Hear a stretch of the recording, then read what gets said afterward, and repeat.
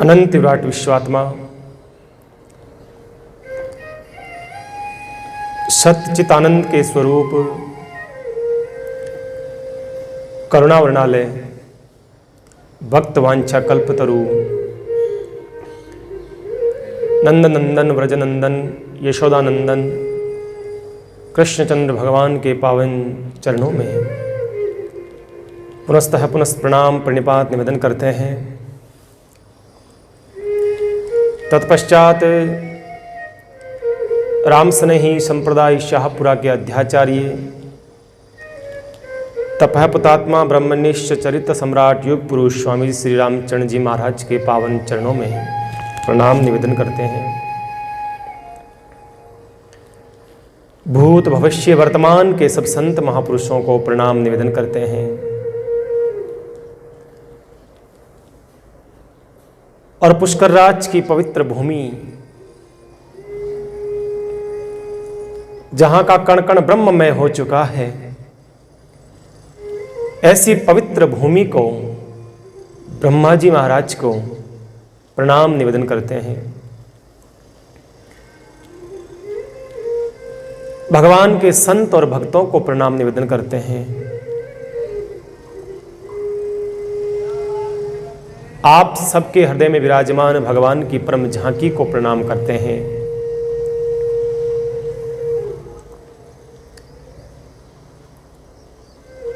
आइए हमारे मन की मलिनता को नष्ट करने के लिए, हमारी अंतःकरण शुद्धि के लिए भगवत चर्चा, भगवत सत्संग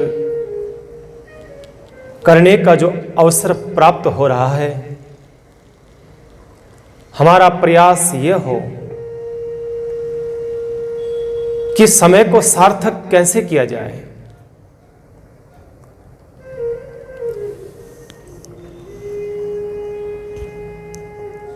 हमारे राम स्नेही संप्रदाय शाहपुरा पीठ की परंपराएं हर संत को यूं तो विचरण करने का ही आदेश मिलता है, यत्र तत्र भ्रमण करते करते लोगों तक सत्संग का प्रचार कैसे हो, हमें यह सिखाया जाता है। पर जैसे ही वर्षा काल का समय आता है, तब एक जगह बैठ करके संतों को हरिनाम सत्संग, हरि चर्चा और भगवत चर्चा भक्तों तक पहुंचाया जाए, ये परंपरा रही है हमारे राम स्नेही संप्रदाय शाहपुरा की, जिसे हम चातुर्मास कहते हैं। 3 महीने की चातुर्मास की अवधि एक जगह संत बैठ करके अपनी सारी इंद्रियों को समेट करके भगवत चर्चा में लगे, भगवत सत्संग में लगे। तो यह हमारा सौभाग्य है कि पुष्कर जैसी पवित्र भूमि, पुष्कर जैसा पवित्र स्थान, इस भूमि का महत्व, इस भूमि की जो महिमा है, हम समय समय पर आगे करते रहेंगे। हमारे पास अभी बहुत समय है, लेकिन ध्यान रखना, अच्छा समय बहुत जल्दी भी निकलता है, अति शीघ्र निकल जाता है। अच्छा समय जो होता है, उस अच्छे समय को सार्थक कैसे करें, यह है कि उसमें कितना हम ग्रहण कर सकते हैं। व्यक्ति जितना सुनता है उतना हृदयस्थ नहीं कर पाता है, जितना हृदयस्थ करता है वैसा जीवन नहीं जी पाता है। हमारा प्रयास ये रहेगा, हम सुने भी, हृदयस्थ भी करें और अपने जीवन में उतारने का प्रयास करें, अवश्य सफलता मिलेगी। तो इस चातुर्मास की इस अवधि में 3 महीने का जो समय है, भगवत चर्चा, भगवान की कथाएं, भक्तों की कथाएं, भागवत, राम कथा है, सारे जो भगवद भक्तों के और भगवान के जो वर्णन है, चरित्र है, जितना हम सुन सकते हैं प्रयास करेंगे।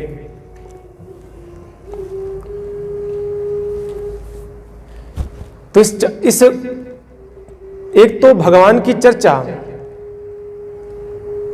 एक तो भगवद चर्चा, दूसरा किसी तीर्थ स्थान में जाकर के उस भगवत चर्चा को गाना और करना, ये दूसरा पुण्य है हमारा। तीसरा, आप सब भक्त लोग जो सुन रहे हैं, किसी सन्यासी के मुख से सुनना कहीं ना कहीं त्रिवेणी संगम है मानो। एक तो भगवत चर्चा, दूसरा किसी तीर्थ स्थान में जाकर के, क्योंकि लोग बाहर जाकर के कथाएं करवाते हैं। आपने देखा होगा, वृंदावन है, मथुरा वृंदावन है, जगन्नाथपुरी है, रामेश्वरम है, द्वारिका है, कुरुक्षेत्र है, आदि कई तीर्थों में जाके कथाएं करवाते हैं। इसके पीछे क्या अर्थ है उनका? इसके पीछे अर्थ यह है कि जो भगवत कार्य भगवान के चरणों में किया जाए, तेरा तुझको अर्पण, भगवान का, भगवान की कथा भगवान के ही चरणों में गाई जाए, ये बहुत बड़ी बात हो जाती है। तो ऐसी भगवत चर्चा हम भगवान के ही चरणों में, पुष्कर किसकी नगरी है? ब्रह्मा जी की। तीनों देवों की नगरी है, अलग अलग है। शंकर भगवान की अलग, विष्णु भगवान की अलग। इसी प्रकार से ब्रह्मा जी ने भी इस धरती पर अपनी एक नगरी बनाई।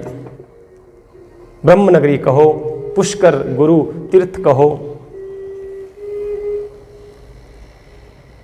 तो ये हमारा सौभाग्य है, आपका है, जो है मेरा भी परम सौभाग्य है कि मुझे इस पवित्र भूमि पर, और इतना जहां चारों ओर से शांति का आभास होता हो, जहां जीवन में मन की मलिनता नष्ट हो जाती हो, जिसे पुष्कर में डुबकी लगाने से, इस स्थान की, इस भूमि की महिमा क्या बखान करें।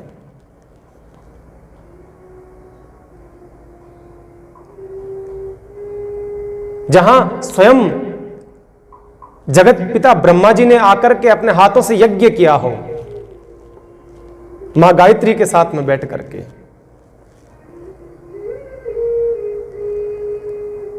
जिस सरोवर का निर्माण स्वयं ऊपर से ब्रह्मा जी ने पुष्प को छोड़ा, और वो पुष्प जहां आकर के गिरा है, वहीं उसी स्थान पर यज्ञ हुआ है, और वही एक ब्रह्म सरोवर भी बन जाता है जिसमें हम लोग स्नान करते हैं।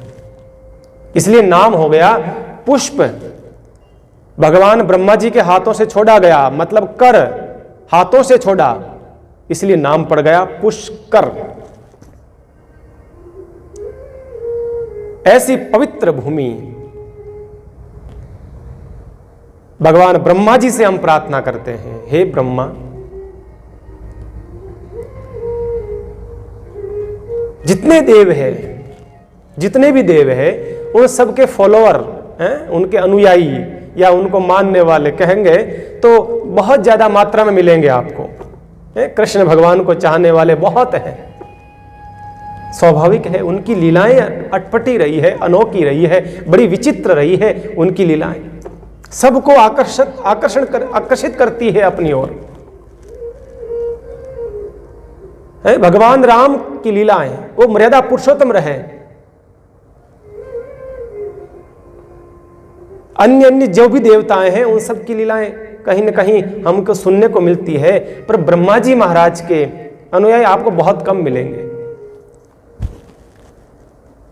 ब्रह्मा जी यूं कहो कि सृष्टि बनाने में लगे रहे, सृष्टि का।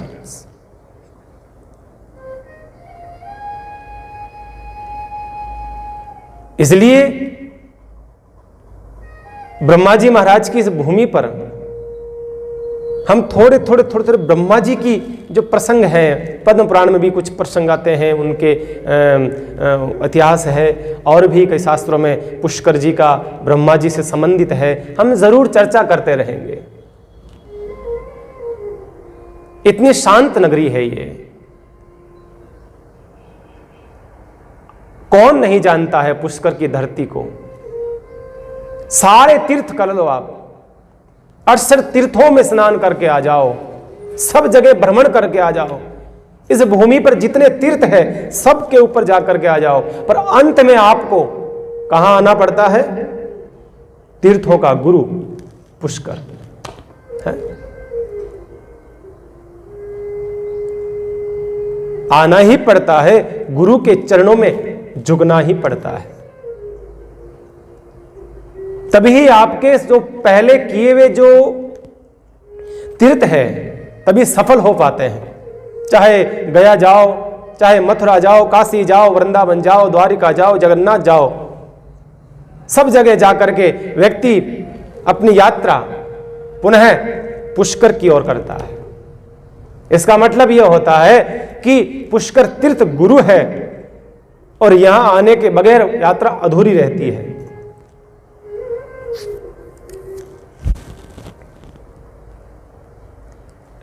और हमारी यात्रा यहीं से शुरू हो रही है। देखिए बड़े आश्चर्य की बात, हमारी यात्रा यहीं से शुरू हो रही है, पुष्कर की धरती से। कौन सी यात्रा? सत्संग की यात्रा। इस यात्रा में हम कृष्ण भगवान की लीला का वर्णन भी करेंगे, भगवान राम की लीला का वर्णन भी करेंगे, हैं? और जो भक्त में हैं भगवान के, रैदास हैं, कबीर है आदि जो मीरा हैं, ये जो भक्त में हैं उनकी कथा का भी हम श्रवण करेंगे। ये सब हमारी यात्रा चलेगी। यात्रा करते करते करते करते पुनः हम वापस पुष्कर की धरती पर। ये हमारी अध्यात्म यात्रा रहेगी। कौन सी? अध्यात्म यात्रा। ऐसी पवित्र यात्रा का हम सब उस पथ के पथिक बनते हैं। आइए सब साथ चलते हैं। सच्चा साथ वही है जो धर्म के मार्ग पे ले जाता हो, उस मार्ग पे आपको ले जाता हो। सच्चा मार्ग वही है।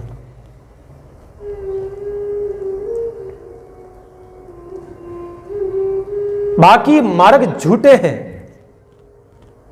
बाकी मार्गों में स्वार्थ है, बाकी मार्गों में काम है, अर्थ का अभाव है, लोभ का अभाव है। लेकिन अध्यात्म का, धर्म का, सत्संग का एक मार्ग ऐसा है जिसमें हमारे मन के विकार दूर होते हैं। इस अध्यात्म की इस गंगा में स्नान करने से, डुबकी लगाने से। और पुष्कर की एक दूसरी महत्ता यह है, आप सबको पता नहीं होगा। पुष्कर की धरती की दूसरी महिमा यह है कि इसी पुष्कर राज की धरती से, धरती जमीन में अदृश्य रूप से सरस्वती मैया यहां से निकलती है। यहीं से सरस्वती मैया निकलती है धरती की अदृश्य रूप में, क्योंकि सरस्वती दिखती नहीं है। नदी गंगा दिखती है, यमुना दिखती है, अदृश्य रूप से सरस्वती मैया भी यहां से विचरण करती है। मान ऐसी भूमि,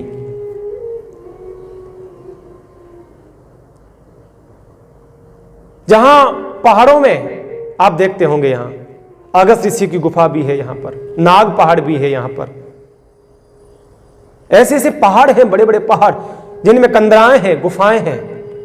उन गुफाओं में कई महापुरुष भजन कर रहे हैं, कई महापुरुष राम राम करते हैं, हरि स्मरण करते हैं, भजन करते रहते हैं।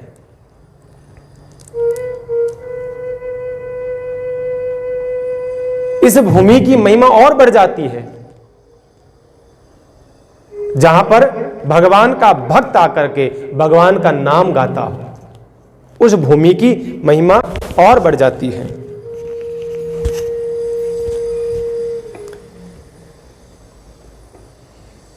क्योंकि भूमि का बड़ा प्रभाव पड़ता है साहब। किसी भी कार्य में भूमि का बड़ा प्रभाव पड़ता है। अब आप देख लीजिए, सपोज करिए आप अपने घर में बैठे रहते हैं तो आपके मन में संसार को लेकर के ही चिंतन चलता रहेगा, है ना। दिन भर क्या करना है, क्या नहीं करना है, कहां जाना, क्या नहीं करना, किसको क्या कहना, क्या, ये सब संसार का ही एक चिंतन चलता रहता है। लेकिन जैसे ही आप घर को छोड़ के किसी आश्रम में आते हैं या कहें किसी मंदिर में आते हैं तो आपका मन के जो भाव है कुछ समय के लिए स्थिर हो जाते हैं घर को छोड़ करके मंदिर के अंदर। आप अध्यात्म बन जाते हैं, आध्यात्मिक बन जाते हैं, एक धार्मिक प्रवृत्ति के बन जाते हैं। भले ही बनो कुछ समय के लिए, कुछ समय के लिए बनते हैं आप, लेकिन बन तो जाते हैं ना। बनते हैं कि नहीं बनते? बोलिए ना। बनते हैं। इसका मतलब क्या हुआ? आप में परिवर्तन हुआ? नहीं, उससे ज्यादा भूमि में परिवर्तन हुआ, स्थान में परिवर्तन हुआ। वो आपका घर था, यह मंदिर है, आश्रम है, गुरुद्वारा है, रामद्वारा है। स्थान परिवर्तन होने से आपके मन के विचारों में भी परिवर्तन हो जाता है, मन के भावों में परिवर्तन हो जाता है। यह महत्व है भूमि का। इसलिए अब आप बताइए, हम घर बार छोड़ करके तीर्थ भूमि में आकर के हम कथा श्रवण करेंगे, हैं? ये भूमि इतनी पवित्र हो चुकी है, पॉजिटिविटी है इस भूमि में चारों ओर से, मानो सकारात्मक ऊर्जा इस भूमि में है, ये हमें मिलेगी। हमारे मन में थोड़ा सा भी अगर बदलाव आने लगे तो समझना कि हम इस भूमि में आए तो हमारी सार्थकता है, और होगा, ये होता है। आपका विश्वास दृढ़ होना चाहिए बस। पूरी जो अध्यात्म की जो महल है खड़ा है, मानो जो इमारत खड़ी है अध्यात्म की, वो किसके ऊपर खड़ी है? वो विश्वास के ऊपर खड़ी है। भक्ति किस पे खड़ी है? वो इमारत जो है विश्वास के ऊपर खड़ी है, वो नींव विश्वास है। अगर इंसान में विश्वास ही नहीं हो तो क्या अर्थ?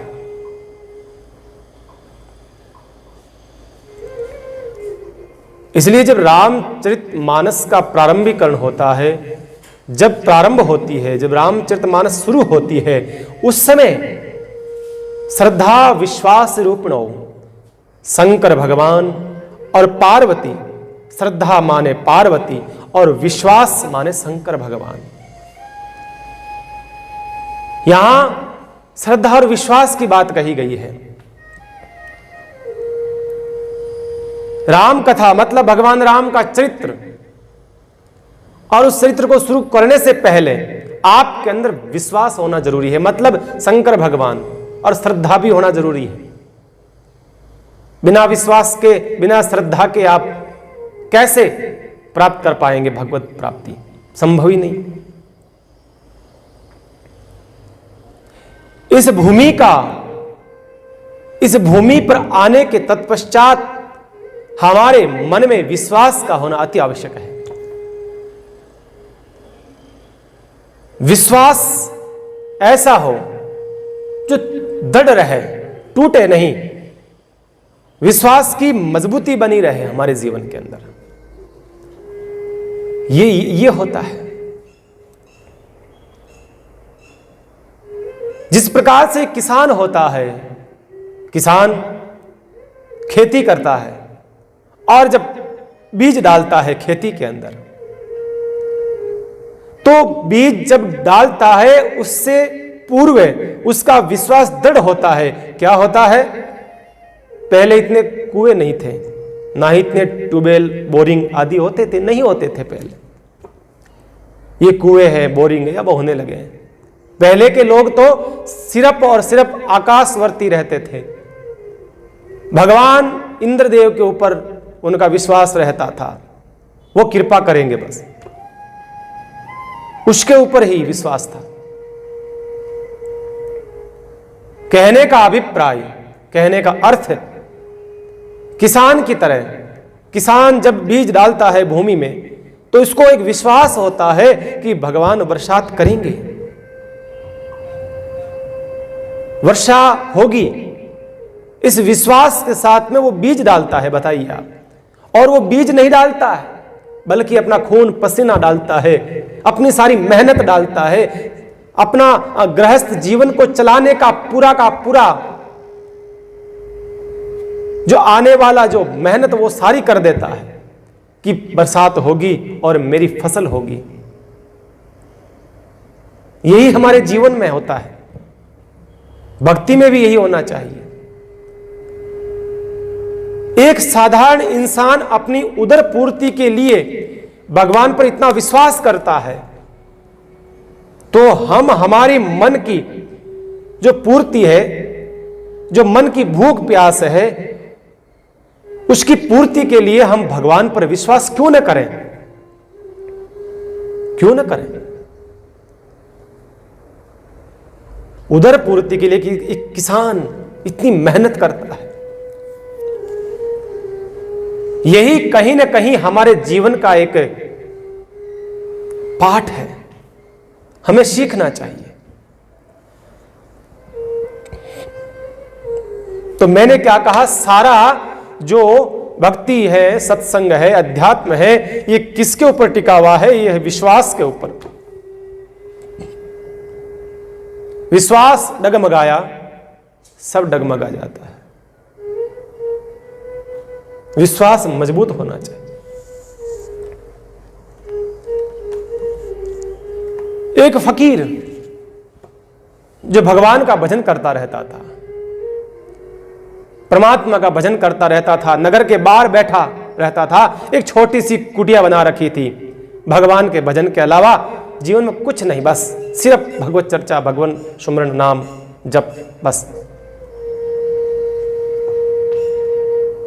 गांव के लोग आते थे, जाते थे, भगवत चर्चा भी करते थे।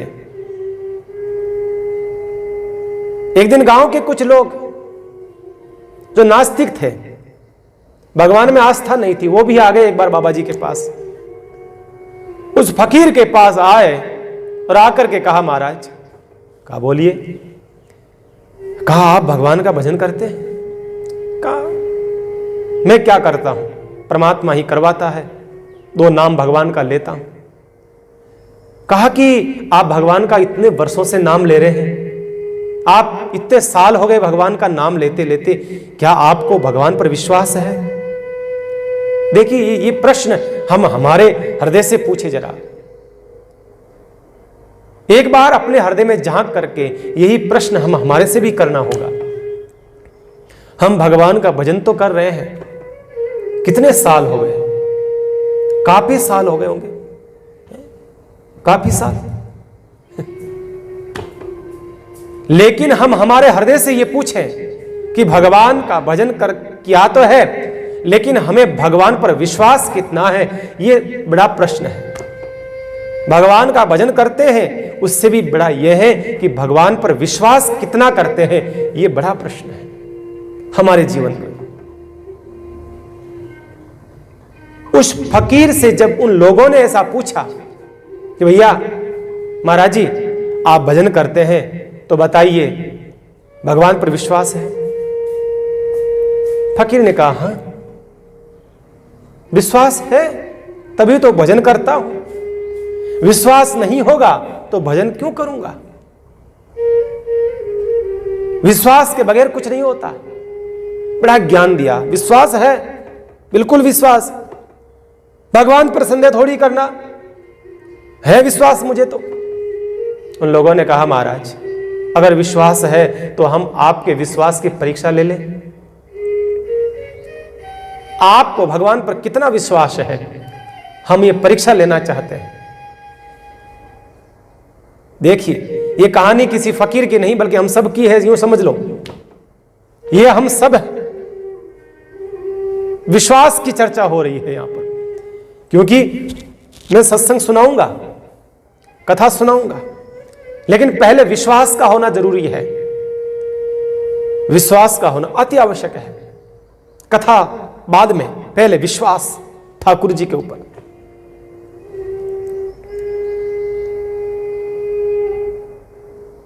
गांव वालों ने कहा अगर विश्वास है तो हम आपके विश्वास की जरा परीक्षा ले लें। फकीर ने कहा बिल्कुल। किस प्रकार से लेना चाहते हो परीक्षा? जिस प्रकार से लेना चाहते हो परीक्षा ले सकते हो, पर मेरा विश्वास है जो टूटेगा नहीं। ठीक है। महाराज जी की कुटिया के पीछे ही एक बहुत ऊंचा पहाड़ था, बहुत ऊंचा पहाड़। मानो उस आदमी वहां से अगर कूदता है तो फिर कुछ नहीं बचता, इतना ऊंचा पहाड़।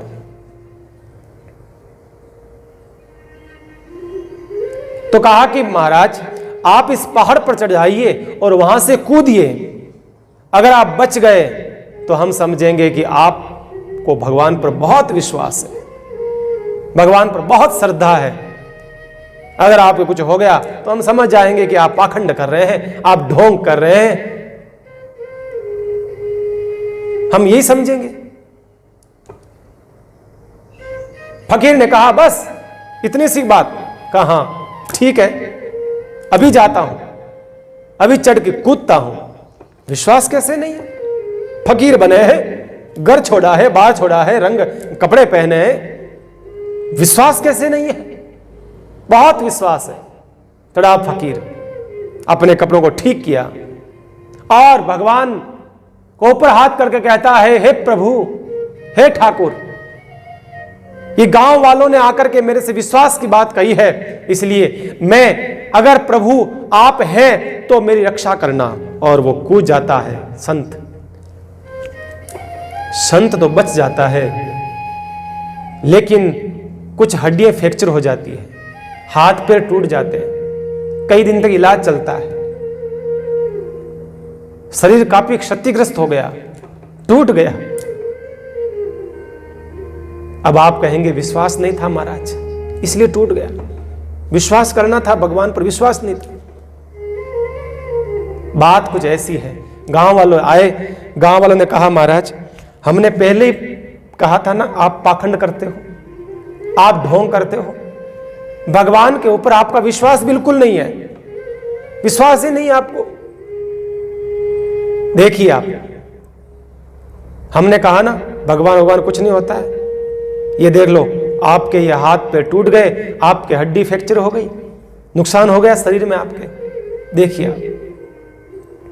उस संत ने कहा इसमें भगवान की कोई गलती नहीं है। भगवान तो है, परमात्मा तो है, लेकिन इसमें गलती मेरी है, त्रुटि मेरी है, अभाव मेरा है। कहा कि कैसे? कहा कि मैंने भगवान पर थोड़ा अविश्वास कर लिया था। कहा कैसे? कहा जब मैं पहाड़ पर खड़ा था, जब मैं पहाड़ से कूद रहा था, उस समय मैंने हाथ ऊंचे करके एक शब्द कहा कि हे परमात्मा, अगर तू है तो मेरी रक्षा करना। मैंने ये दो शब्द जोड़ दिए थे, अगर और तो। मुझे संदेह था, थोड़ा सा मन में यह संदेह था कि परमात्मा है या नहीं है। इस संदेह के चलते, इस संदेह की वजह से मन में यह भाव आने के कारण से इसमें गलती किसी और की नहीं बल्कि मेरी अपनी है। अगर मैं भगवान से कहता है प्रभु तू ही मेरी रक्षा करना और कोई रक्षा करने वाला नहीं है, इस भाव से मैं कूदता तो कुछ नहीं होता। इसलिए यहां विश्वास की बात है।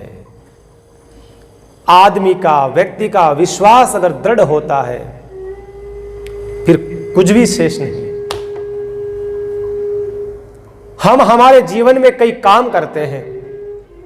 एक बालक होता है, 10वीं कक्षा में पढ़ने वाला हो या 5वीं क्लास में पढ़ने वाला हो या 12वीं में हो या कॉलेज में हो, कोई भी बालक हो, है, वो जब पढ़ाई करता है तो उसके 1 साल बाद में उसका परिणाम आता है।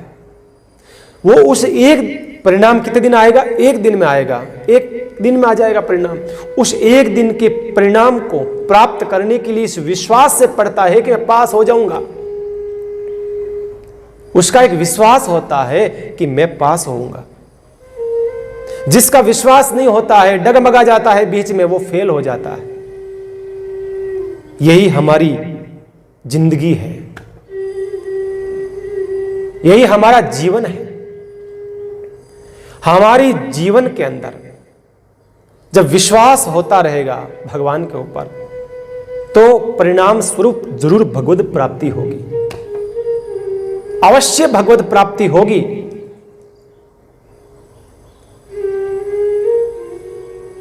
तो बात यहां विश्वास की आकर के रुकती है। एक व्यापारी अपना व्यापार शुरू करता है, लाखों रुपए लगाता है। कितने रुपए लगाता है? किस लिए लगाता है? उसको विश्वास है कि मैं जो काम करने जा रहा हूं ना, उसमें सफलता मिलेगी। एक लौकिक उदाहरण दे रहा हूं, इसमें अध्यात्म एक लौकिक उदाहरण है। यह विश्वास होता है कि सफलता मिलेगी। जिस प्रकार से किसान को विश्वास होता है, व्यापारी को होता है, बालक को विश्वास होता है, उसी प्रकार से एक भक्त को भी यह विश्वास होना चाहिए, मैं अगर भगवान की माला फेर रहा हूं तो भगवत प्राप्ति होगी ही होगी। हमारा विश्वास होना चाहिए। तो आप सब लोग तीर्थ भूमि में बैठ के कथा सुन रहे हैं ना, घर में आप YouTube के माध्यम से जो घर बैठ के भी कथा सुन रहे हैं, उनको भी ये मन में भाव रहना चाहिए, हम तीर्थ भूमि में ही बैठे हैं, हम पुष्कर जी की भूमि पर ही बैठे हैं, हम तीर्थ नगरी में ही बैठे हैं, हम ब्रह्मा जी के चरणों में ही बैठे हैं। ये विश्वास होना चाहिए। भले ही आप घर पे बैठे रहो, घर पे बैठे रहो, लेकिन आपका चिंतन क्या होगा? जब तक कथा सुने आप, 1 घंटे का प्रवचन रोज आप तक पहुंचेगा, रोज आप घर तक पहुंचेगा। जब तक आप 1 घंटे का प्रवचन सुनते हो, तब एकांत में बैठ करके, अगर घर वाले सारे सुनना चाहें तो सबके साथ में बैठ करके, और नहीं सुनना चाहे तो एकांत में बैठ करके सुनिए भैया, पर सुनिए जरूर। अगर घर वालों ने आपकी कभी बात नहीं मानी तो यह बात अवश्य मनवाइए कि हमारे कहने से 1 घंटे का प्रवचन तो सुनिए। वही सच्चा साथी होगा आपका, यूं समझिएगा। हमारा सच्चा साथी कौन? जो हमारी बात माने, है ना, हमारी बात जो मान ले, वो हमारा सच्चा साथी। और हम संसार की बातें मनवाने में लगे रहते हैं। सच्चा साथी वो है जो अध्यात्म की बात मनवाए। घर में आपको चाहने वाले कितने हैं? सच्चे चाहने वाले वही होंगे जो आपकी बात मानेंगे, सत्संग सुनेंगे। 24 घंटे में से भैया 1 घंटा अगर निकाल दो तो क्या बिगड़ेगा आपका? 24 घंटे में से 1 घंटा ही तो निकालना है, जरूर निकालिए आप। ऐसी ऐसी कथाएं आएगी आगे, ऐसे ऐसे चरित्र भगवान के आएंगे, भगवान के भक्तों के आएंगे, अद्भुत अद्भुत लीलाएं भगवान की आएगी। ऐसे चरित्र कहीं चूक न जाओ, कहीं छूट न जाए, ध्यान रखना। अवश्य सुनिए और दूसरों तक भी आप आगे भेजिए। जल्दी से जल्दी लोगों तक पहुंचाइए कथा, सत्संग। बार बार भेजते रहिए, परेशान होंगे तो भी भेजते रहिए। क्या पता मन बदल जाए, क्या पता भाव बदल जाए। जबरदस्ती भेजते रहिए, फॉरवर्ड कर दीजिए। आप रोज करोगे तो एक दिन खोल के भी देखेगा तो समझ में आएगा, तो जरूर जुड़ेगा। है? व्यर्थ की बातें तो बहुत हम शेयर करते हैं, जो फालतू की फोटोएं होती हैं, जिन वीडियो में दम नहीं होता है, संसार के जो ठुमके होते हैं, संसार के जो लोग नाचते हैं, जो गलत रास्ते की जो अश्लील बातें करते हैं, कॉमेडियाँ करते हैं, चर्चाएं करते हैं, उन लोगों की चर्चाएं बहुत जल्दी तक आगे बढ़ जाती है। और वहीं भगवान की चर्चाएं, कथाएं, भजन बहुत धीरे धीरे आगे बढ़ते हैं। भैया क्यों? ये हमारी ही कमी है। उन लोगों को हम बढ़ावा देते हैं, उन लोगों को ही हम बढ़ावा देते हैं, इसे जल्दी से जल्दी आगे बढ़ जाती है। हमारी कथाओं को आगे बढ़ाइए आप, जितना हो सकता है आप लोगों तक फॉरवर्ड करिए आप। असली धन ये है मेरे बंधु, असली कमाई जो है ना आपके जीवन की, ये है। क्या लगता है आपका? एक बटन ही तो दबाना होता है, आगे से आगे भेजिए। हम यही चाहते हैं, हम भी यही चाहते हैं कि ज्यादा से ज्यादा लोगों तक हमारा जो ये अध्यात्म की चर्चा है लोगों तक पहुंचे। हम स्वयं ये चाहते हैं, हम भी बताना चाहते हैं ये पुष्कर की जो महिमा है,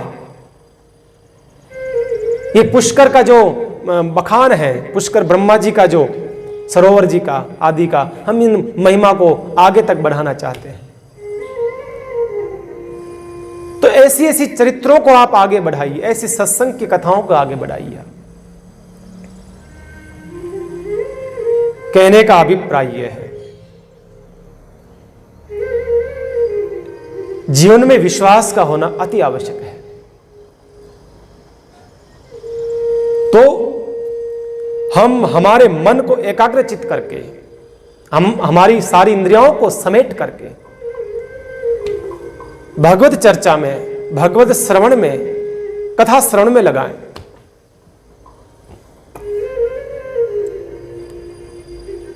दो 2021 और 20 भगवान न करे कि ऐसा समय आए किसी के जीवन में,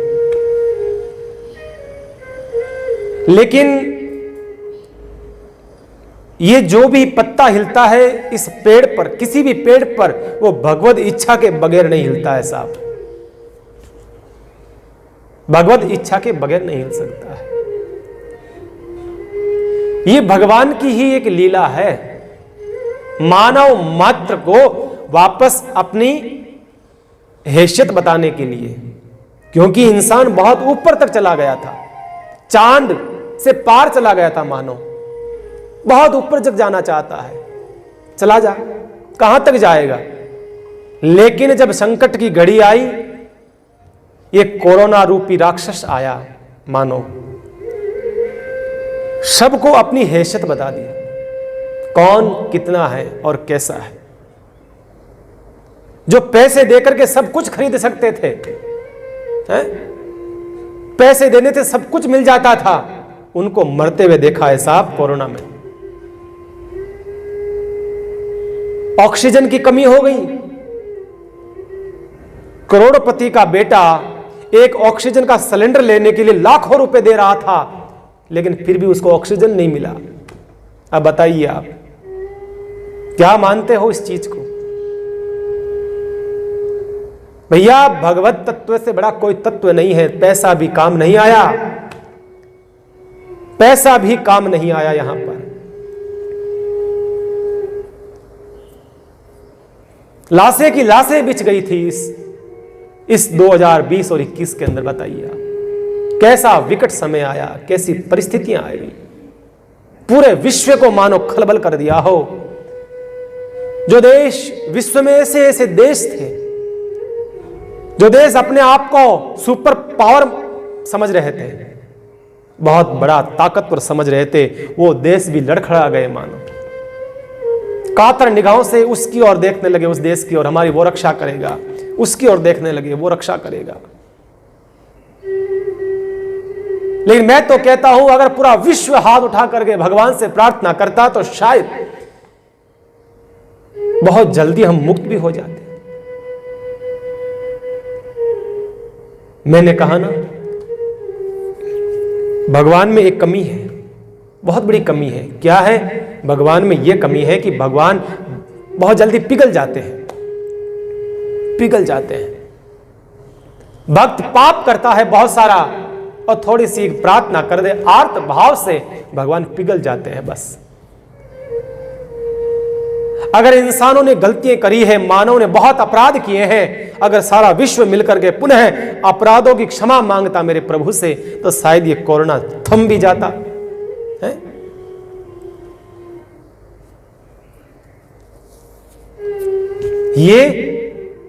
ये हमारे ही पाप है, मानव के किए हुए पापों का अपराध सबको मिल रहा है, परिणाम सबको मिल रहा है।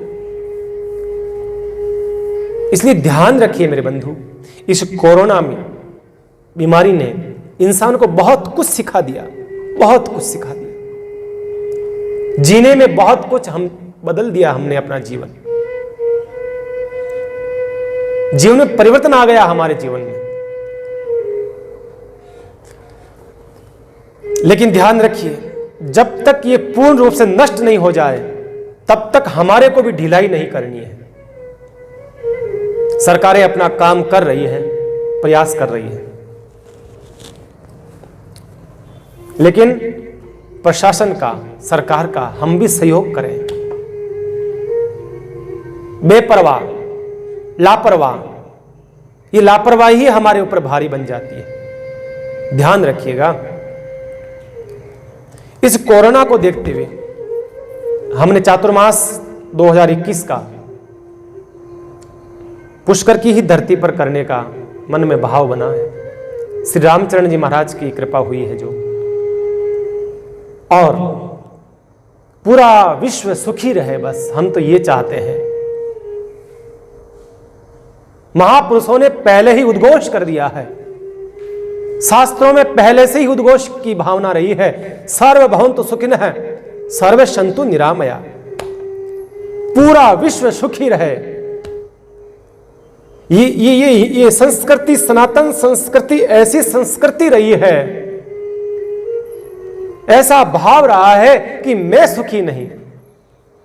एक वचन, द्विवचन, बहुवचन, यहां बहुवचन लगा है।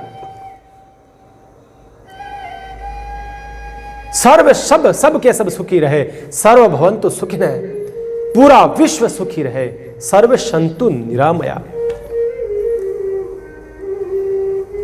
निरामया का मतलब निरोग, रोग मुक्त हो, पूरा विश्व रोग मुक्त हो। सर्व सन्तु सुखिनः सर्व सन्तु निरामया। इसलिए हमने ही चातुर्मास का भी अपना एक नाम सर्व सन्तु निरामया रखा है, क्योंकि सब निरोग रहेंगे तो ही हम कुछ कर पाएंगे। हमारे शरीर के अंदर भी व्याधि नहीं होगी, तब भी हमारा मन थोड़ा सा एकाग्रचित हो पाएगा। इसलिए इस तीर्थ नगरी में बैठ करके, पुष्कर का जो पवित्र भूमि है, जहां का कण कण ब्रह्म में हो चुका है, ऐसी नगरी बैठ करके हम कितना कुछ ग्रहण कर पाते हैं, कितना कुछ हम लोग प्राप्त कर पाते हैं, ये बड़ा प्रश्न है।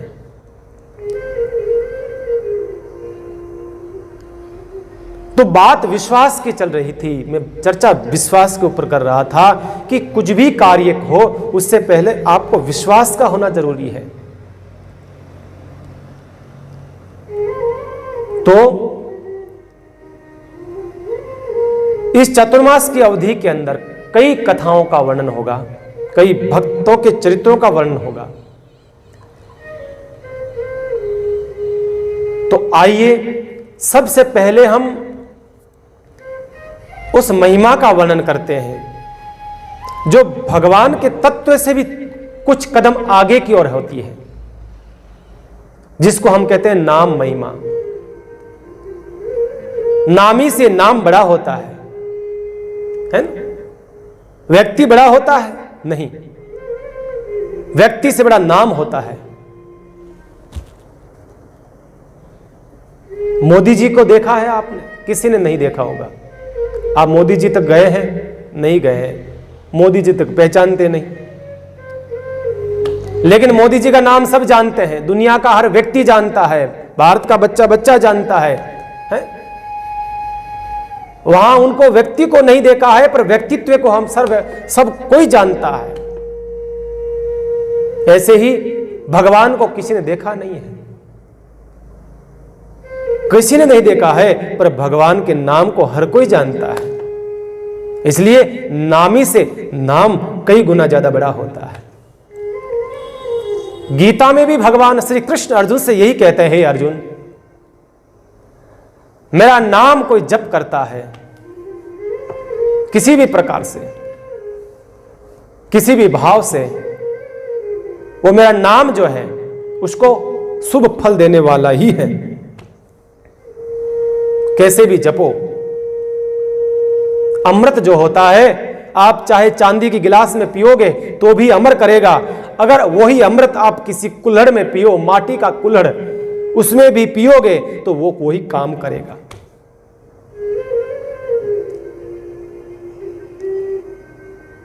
कहने का अर्थ और अभिप्राय यह है कि भगवान का नाम जो है किसी भी स्थिति और परिस्थिति में लेंगे, वो परिणाम वो का वो देने वाला है। अर्थ अभिप्राय सिर्फ इतना है कि नाम से भी बड़ा, नामी से बड़ा नाम हो गया है। नाम की महिमा कई गुना ज्यादा है, कई गुना ज्यादा। तो रामचरितमानस में भी गोस्वामी तुलसीदास जी ने पहले नाम की चर्चा करी, नाम महिमा का भी वर्णन किया उसमें सबसे। भगवान का चरित्र बाद में आता है, बाद में आया। कहने का अर्थ और अभिप्राय इतना है कि वो जो नामी है, उस नामी की लीला का वर्णन, उस नाम की महिमा का वर्णन जरा पहले होना चाहिए। क्योंकि किसी व्यक्ति को हम पहचान करना चाहते हैं ना, कोई भी व्यक्ति हो, संसार का कोई व्यक्ति हो, हम उससे मिलना चाहते हैं, तो जरा उसके बारे में पहले जानकारी लेना चाहते हैं हम कि भाई वो है क्या, किस पद पर है, क्या काम करता है, क्या काम नहीं करता है। जरा उस नामी के बारे में समझे तो सही। व्यक्ति से बाद में मिलना होगा, व्यक्ति से बाद में मिल लेंगे, पहले उस नामी को समझे जरा। इसी प्रकार से यही बात है, भगवान तक की यात्रा करने से पहले जरा भगवान के नाम को समझिए। ये नाम क्या क्या कर सकता है। हमने अभी तक हमारे संसार के लोगों का नाम काम लेकर के अपना काम निकाला है। कहते ना, अरे भाई नाम चलता है उसका, तो है ना, हम कहते हैं उसका तो नाम चलता है। वो नाम सिर्फ इस धरती पर ही चलता है। अगर नाम चलता तो फिर कोरोना के अंदर उनको कह देते, जरा बचा देते आपको। अगर उस आदमी का इतना नाम चलता है तो जरा कोरोना के समय उस आदमी को फोन कर देते, भैया हमारे को कोरोना हो गया है, आपका नाम चलता है तो इस धरती पर, जरा थोड़ा सा समझा दीजिए कोरोना को। नहीं, वो नाम काम नहीं आएगा। नाम काम कौन सा आएगा? जो नाम चलता है। कौन सा? वो नाम जो हनुमान जी ने, नल नील ने जो नाम लिख लिख करके चला दिया, और जिस नाम के ऊपर महाराज करोड़ों बानर तिर जाते हैं, वो नाम चलता है। असली नाम तो वो है, उसे कहते हैं नाम चलना। संसार का नाम नाम नहीं है। संसार के नामी का अंत होना निश्चित है। संसार का जो भी व्यक्ति है जो नाम दिया है उसका अंत निश्चित है, आज नहीं तो कल। भगवान का नाम ऐसा है, परमात्मा का सिर्फ नाम ऐसा है जिसका अंत नहीं हो सकता, जिसका अंत संभव नहीं है, अंत नहीं होगा। इसलिए भगवान का नाम अंत ऐसे नहीं होता है। आप देखते होंगे हमारी हिंदू संस्कृति में, हमारी सनातन संस्कृति में, हमारी परंपरा में जो स्त्रियां होती हैं, स्त्रियां अपने पति का नाम नहीं लेती है। क्यों भाई? क्योंकि उसमें भगवान का रूप देखती है, मानो परमात्मा का रूप है, पति परमेश्वर है, इसलिए वो नाम नहीं लेती है। क्यों? क्योंकि नाम मात्र का अंत निश्चित है, इसलिए वो भगवान का रूप मानती है। एक शिष्य अपने गुरु का नाम नहीं लेता है क्योंकि नाम मात्र का अंत निश्चित है। संसार के जितने नाम हैं उनका अंत निश्चित है। एक भगवान का नाम ऐसा है जिसका कोई अंत नहीं होगा, उसका कभी अंत हो ही नहीं सकता। आदि अनंता वो नाम एक ऐसा है। तो कहने का अर्थ अभिप्राय इतना सा है, भगवान का नाम अमर है। हमारा जन्म नहीं हुआ था तब भी भगवान का नाम था, हमारे माता पिता ने सिखाया। हम दुनिया से चले जाएंगे तो भी भगवान का नाम अमर रहेगा। सत त्रेता द्वापर कली, सत त्रेता द्वापर कली, ये आते जाते रहेंगे, लेकिन स्थिर कौन रहेगा? भगवान का नाम। भगवान का नाम स्थिर है, वो स्थिर है तभी तो करोड़ों करोड़ों बानर पार हो जाते हैं। नाम के ऊपर तो इतने पार हो गए, दुनिया पार हो गई।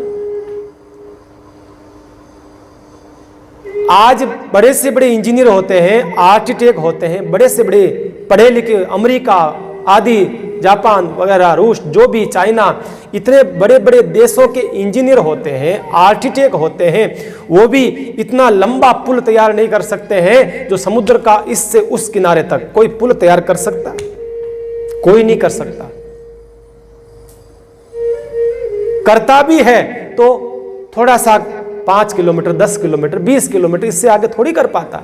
और उसकी उम्र होती है, खुद जब बनाया जाता है, जब पुल बनाया जाता है तो उससे पहले उसकी उम्र निश्चित कर दी जाती है। साहब इसकी उम्र 50 साल होगी, इसकी उम्र 100 साल होगी। 100 साल के बाद में अगर वो पुल नहीं भी गिरेगा तो सरकार उसको गिराएगी, गिराना पड़ेगा सरकार को। क्यों? क्योंकि उसकी उम्र निश्चित है, मानो कभी भी गिर सकता है, लोग मर सकते हैं। आप देखते होंगे बड़े बड़े शहरों में बड़ी बड़ी बिल्डिंगें होती है, 50-50 मंजिल तक, 40-40 मंजिल तक। जब वो बनाई जाती है, जब शुरू की जाती है, उससे पहले ठेकेदार कह देता है, इंजीनियर कह देता है, भाई इसकी उम्र 100 साल की होगी, 100 साल तक इसमें रह सकते हो, उसके बाद में खाली करनी पड़ेगी आपको, आप नहीं करोगे तो हम करा दी जाएगी। और सरकार बुलडोजर लेके नीचे पटक देगी, क्योंकि 100 के बाद में खतरा होता है। आजकल तो 20, 25, 30 साल के अंदर ही वो कमजोर होने लगती है। लेकिन ध्यान रखना, भगवान के नाम अंकित जो पत्थर थे उनको जब पानी पे तैराया गया था और वो जब पुल बना था, वो पुल लाखों लाखों लाखों सालों तक अभी भी समुद्र के अंदर, थोड़ा पानी ढक गया है लेकिन पुल अभी भी बना हुआ। बताइए कितने साल, लाखों साल हो गए होंगे। त्रेता युग के बाद में तो द्वापर युग आ गया, द्वापर के बाद में कलयुग आ गया, कितने लाख साल हो गए, लेकिन कुछ नहीं बिगड़ा उस पुल को, वैसा का वैसा है।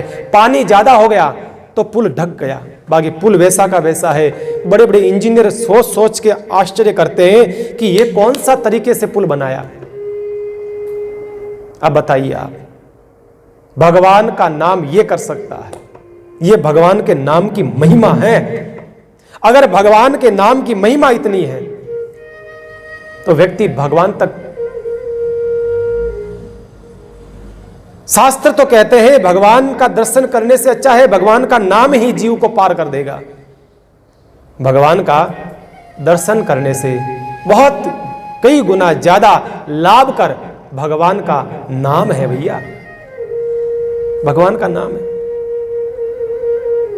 कहने का अभिप्राय, कहने का अर्थ इतना सा है कि जरा नामी से पहले नाम को पहचानें, नाम को जानने का हम प्रयास करें। इस पुष्कर की पवित्र भूमि तीर्थ में बैठ करके, यहां की रज में बैठ करके, ब्रह्मा जी के चरणों में बैठ करके, जहां संसार के विश्व भर के लोग आकर के पुष्प उस सरोवर के अंदर आकर के, ब्रह्म सरोवर में आकर के अपने पाप को धोते हैं, उस सरोवर के